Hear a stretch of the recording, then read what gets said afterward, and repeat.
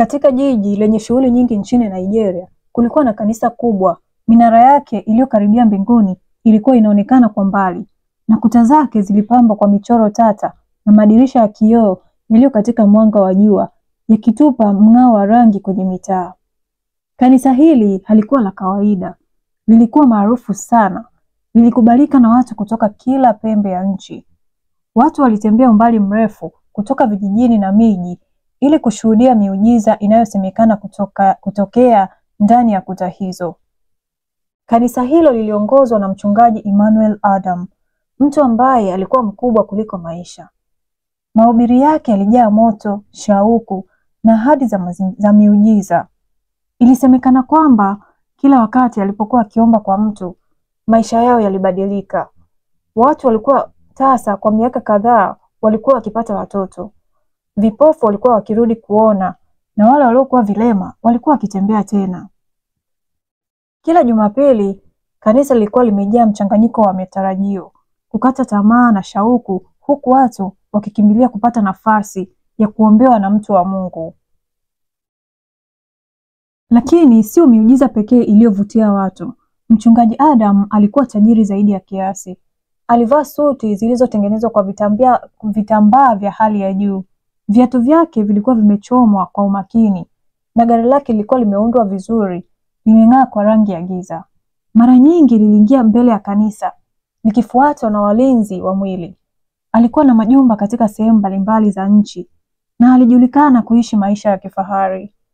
Watu waliguswa na mafanikio yake, na wengi walidhani kwamba utajiri huu ulikuwa ushahidi wa neema ya Mungu, kwamba alikuwa ameathiriwa na Mungu kwa imani yake isiyoyumba.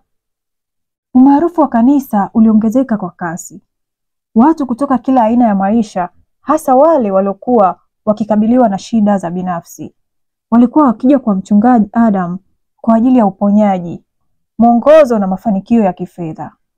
Na walitoa kwa ukarimu, mara nyingi kwa kiasi kilichozidi uwezo wao, wakiamini kwamba dhabihu yao ingewaongoza kwa tuzo ya kimungu. Kila wakati mchungaji Adam alipokuwa akiomba sadaka, waumini walifungua mioyo yao na mifuko yao, wakitoa kile walichokiweza, hata ikiwa ilimaanisha kukosa pesa ya chakula kwa wiki moja au kupuuza malipo ya kodi. Walidhani kuwa ikiwa wangekuwa na imani kupitia sadaka zao wangeweza kupokea miujiza yao. Watu matajiri wa taifa walikuwa wageni wa mara kwa mara katika kanisa. Walikuwa wakiwekwa mbele kabisa, karibu na madhabahu, ili waweze kuonekana na kila mtu. Walikuwa wakipewa haki maalum, kama vile vipindi vya maombi ya kibinafsi na mchungaji Adam, ambapo alikuwa akiweka mikono yake juu ya vichwa vyao na kusema maombi ya ustawi na mafanikio. Machoni mwa waumini, watu hawa walibarikiwa na Mungu kwa sababu walikuwa matajiri, na ukaribu wao na mtu wa Mungu ulikuwa uthibitisho wa hadhi yao maalumu.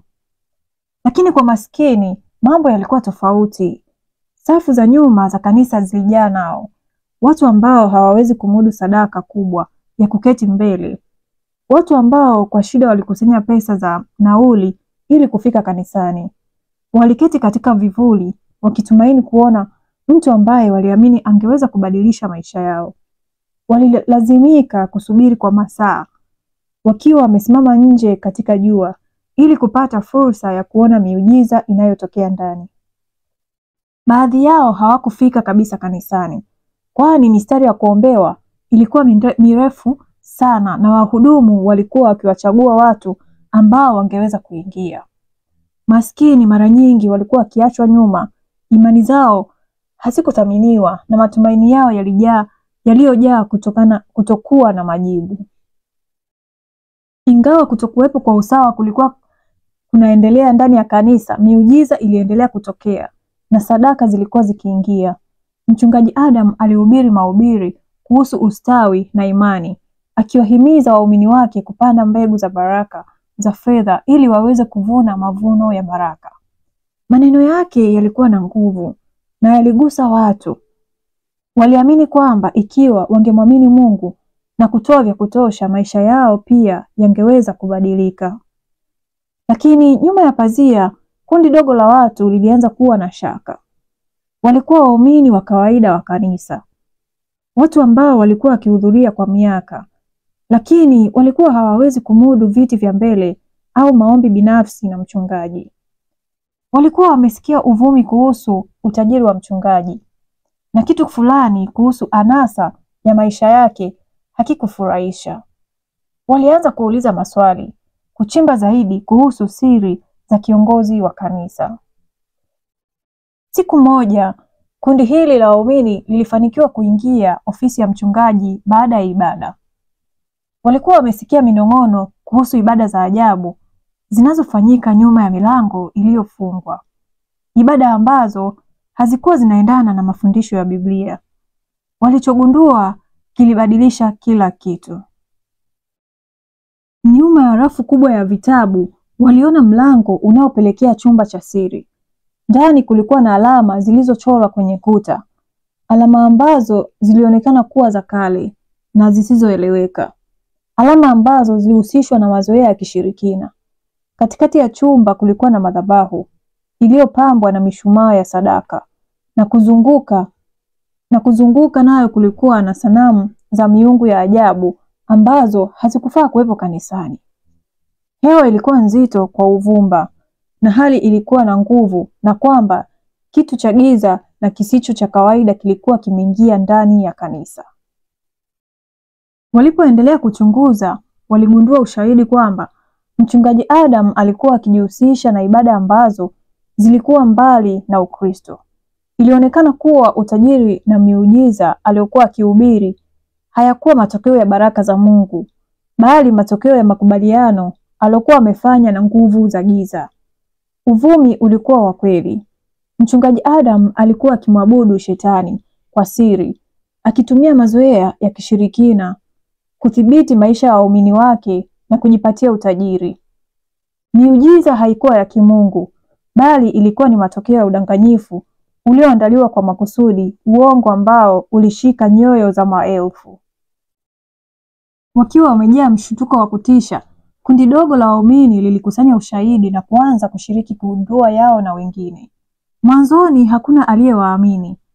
Mchungaji Adam alikuwa ni mtu wa Mungu, mtu ambaye alifanya miujiza isiyohesabika, na wengi walishindwa kuamini kwamba alikuwa akijihusisha na mazoea kama hayo ya giza. Lakini kadri ushahidi ulivyoongezeka, watu walianza kufumbua macho yao kwa ukweli. Kashfa hiyo ilitetemesha misingi ya kanisa. Waumini walianza kuondoka kwa wingi. Hawakuwa tayari kuunga mkono kiongozi aliyeongoza kwa uongo. Watu matajiri waliokuwa wakijaza safu za mbele walijitenga. Imani yao ilitikiswa. Kanisa lililojaa maisha ya ustawi sasa lilikuwa kivuli cha yale yaliyoishi zamani. Na mchungaji Adam, ambaye alikubaliwa na waumini wake, sasa alikuwa kipande cha dhihaka. Kadri ukweli ulivyokuwa wazi, kitu cha kushangaza kilitokea. Mungu katika hekima yake isiyo na kipimo aliruhusu ukweli kuonyeshwa kwa wakati unaofaa.